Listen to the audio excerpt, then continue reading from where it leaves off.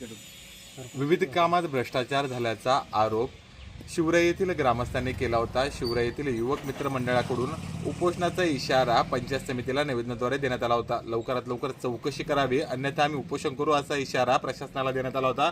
मात्र निवेदन दिल्यानंतर अनेक दिवस उलटले तरीही या ठिकाणी प्रशासनाने कुठलीही दखल न घेतल्याने या ठिकाणी युवा मित्र मंडळाचे पदाधिकारी आहेत ते उपोषणाला बसले आहेत। काय सांगाल, काय तुमची प्रमुख मागणी आहे?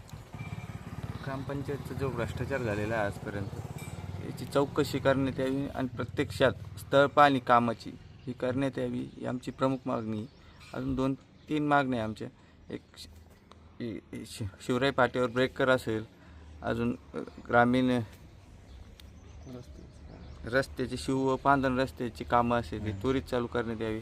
असे 4-5 मागण्या आहे आमच्या पूर्ण। पण विशेष म्हणजे शिवराई ग्रामपंचायतची जे झालेला भ्रष्टाचार आहे तो त्वरित मार्गी लावा अधिकाऱ्यांनी, एवढीच। बरं, आपण याच्या अगोदर देखील बातमीत दाखवलं होतं की अनेक तुम्ही भ्रष्टाचाराचे आरोप केले होते, त्या आरोपावर काही दखल झाली का, काही प्रत्यक्ष चौकशी झाली का? काही आम्ही जवळपास 2 महिन्यापासून पत्र व्यवहार चालू आहे आमचं, अजूनपर्यंत प्रशासनाने कोणतीही दखल घेतलेली नाही।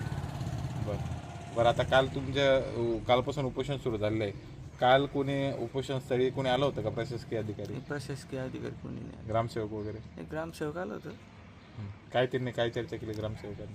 नाही, ग्रामसेवक काही नाही, तुमचं समाधान करतो, तुम्हाला कागदपत्र दाखवतो, पण अक्षरशः प्रत्यक्षात कामं कुठे झालेली नाही। सगळे कामं कागदावरच आहे म्हणणं आहे तुमचं, प्रत्यक्षात कामच नाही। प्रत्यक्षात कामं का प्रशासन असं चालढकल का करतोय? तुम्ही निवेदन दिलं, जवळपास 15 दिवस उलटून गेले निवेदन देऊन, तरीही काही कारवाई नाही। वरिष्ठ अधिकारी बी आता असं कुठेतरी वाटतं यांचा बी हात मॅनेज झाले असं वाटू राहिलं। बरं, आता भूमिका काय असणार जर प्रशासनाने कारवाई नाही केली तर? हे बघू आता, अजून आजचे दिवस वाटत,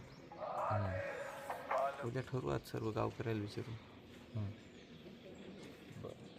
भ्रष्टाचार झालाय असं वाटतं? हो, 100% तर नक्कीच आपण या ठिकाणी बघू शकतो, जे गावातील युवक आहेत त्यांनी उपोषणाचं हत्यार उपसलेलं आहे आणि आता पुढील भूमिका काय ती आज सायंकाळी आम्ही ठरवू। प्रशासकीय अधिकाऱ्यांशी चर्चा झाल्यावर अशी भूमिका त्यांच्याकडून मांडण्यात आली आहे। गौरव धामणे, मराठी पत्र, वैजापूर।